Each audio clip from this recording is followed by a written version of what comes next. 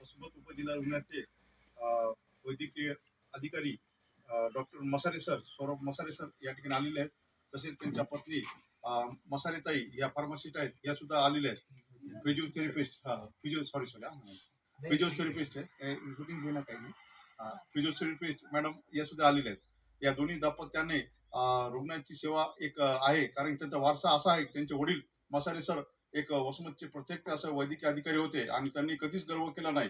त्यांनी रुग्णाच्या असं कधी हे पाहिलं नाही. रुग्णसेवा हीच ईश्वर सेवा असं मानलं आणि खऱ्या अर्थाने त्यांचा मुलगा त्यांनी पण सुद्धा या वृद्धाश्रमामध्ये सेवा दिली. इथं तर दिली नाही सर, पण ज्यावेळेस आम्ही वृद्धाश्रमाच्या लोकांना वसमत उपजिल्हा रुग्णालयात घेऊन गेलो होतो तेव्हा सगळेजण हे करत होते, पण मसारे सरांनी खूप आम्हाला गायडन्स केलं आणि खूप चांगलं रीतीने हे केलं आणि त्यांनी चांगली सुविधा दिली.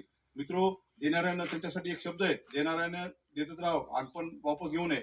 असं आरोग्याची काळजी आणि आरोग्य शिक्षण या दोन्ही दाम्पत्यांनी आज आपल्याला दिलेलं आहे. याच्यामुळं मला खूप आनंद वाटला. असेच लोक घडत राहावं, कारण की भोकारे सर आणि नंदाता एक असे ते चांगल्या काम करीत आहेत आणि ते असं करणं शक्य नाही.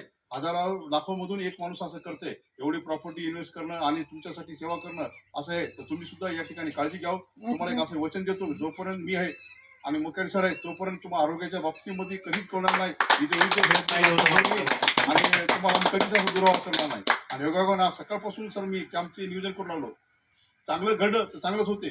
सकाळपासून मी कॅम्पच्या नियोजनात बाहेर आहे. 7 वाजल्यापासून 5-6 गाव घडलं. कवट्याला मोठा कॅम्प ठेवला आणि उद्या तुमच्या सरांचं आणि ताईचा एक मोठा सत्कार तिथं ठेवलेला आहे कवट्याला आणि त्या अनुषंगाने सकाळपासून केलं. त्यानंतर दुपार आलो. तर एक चांगली गोष्ट अशी घडली की माझी जी बायको आहे शिक्षिका, तिला टीईटी पास होणं आवश्यक होतं. आज 17-18 वर्षाची गोष्ट आहे. सगळे लोक टेन्शन मध्ये आहेत, पण तिचा हे करत असताना, तुमची सेवा करत असताना फोन आला की ती पास झाली.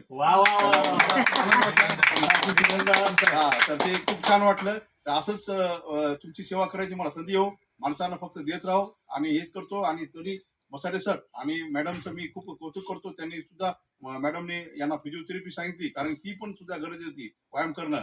आणि भविष्यामध्ये असंच तुम्ही सेवा देसाल अशी अपेक्षा करतो. किमान सर 3 महिन्याला काय होईना, जेव्हा तुम्हाला वेळ भेटेल त्यावेळेस इथं येऊन जर यांना गायडन्स देत राहिले तर सरांना खूप छान वाटेल आणि या लोकांना पण खूप छान वाटेल. एवढं बोलून मी माझे 2 शब्द बोलतो. धन्यवाद.